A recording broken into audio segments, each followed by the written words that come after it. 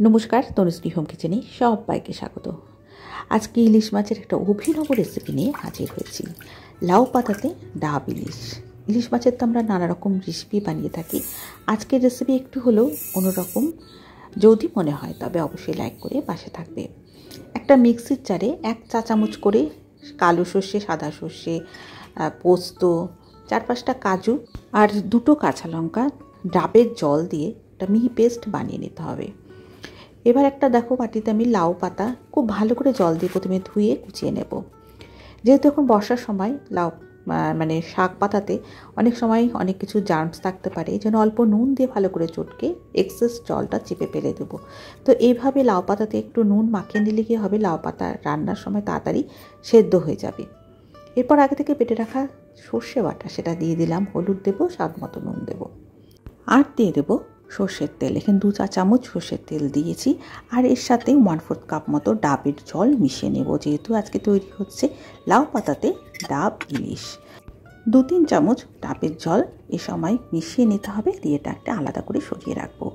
ইলিশের মশরুম চলছে, ইলিশ মাছ দিয়ে আজকে তৈরি হচ্ছে দুর্দান্ত স্বাদের একটা রেসিপি। 2 পিস ইলিশ মাছে পরিমাণ মতো নুন হলুদ মাখিয়ে নিয়েছি। এবার কড়াইতে দিয়ে দেবো সর্ষের তেল। 2 চা চামচ সর্ষের তেল দিয়েছি, 2টো কাঁচা লঙ্কা, 1/2 চামচ কালো জিরে।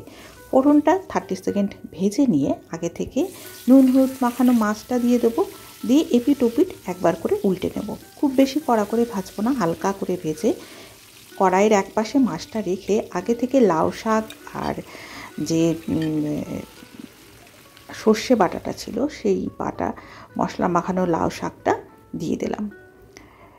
এবার দেখো এই ডাবের জলটা আমি আরেকটু দিলাম। এখানে 1 কাপ মতো ডাবের জল পুরোটা আমি ইউজ করেছি। এই রান্নাটা কিন্তু একটু মিষ্টি মিষ্টি হবে ডাবের জল দেওয়ার জন্য। এর সাথে দেখো কচি ডাব যেটা ছিল সেই কচি ডাবটা আমি 2-3 চামচ দিয়েছি, 2টো কাঁচা লঙ্কা দিয়েছি, খুব ভালো একটা ফ্লেভার হবে। আর দিয়ে দেবো বেশ খানিকটা কাঁচা সর্ষের তেল। একটু সর্ষে বাটার সাথে কাঁচা সর্ষের তেল দিলে রেসিপির টেস্ট ফ্লেভার অনেকটাই বেড়ে যাবে। এরপর ঢাকা দিয়ে কম আঁচ করে 7-8 মিনিট রান্না হতে দিতে হবে দমে। আর ইলিশ মাছ হতে খুব বেশি সময় লাগে না, ঝটপট তৈরিও হয়ে যাবে। তো তৈরি হয়ে গেল লাউ পাতাতে ডাব ইলিশ।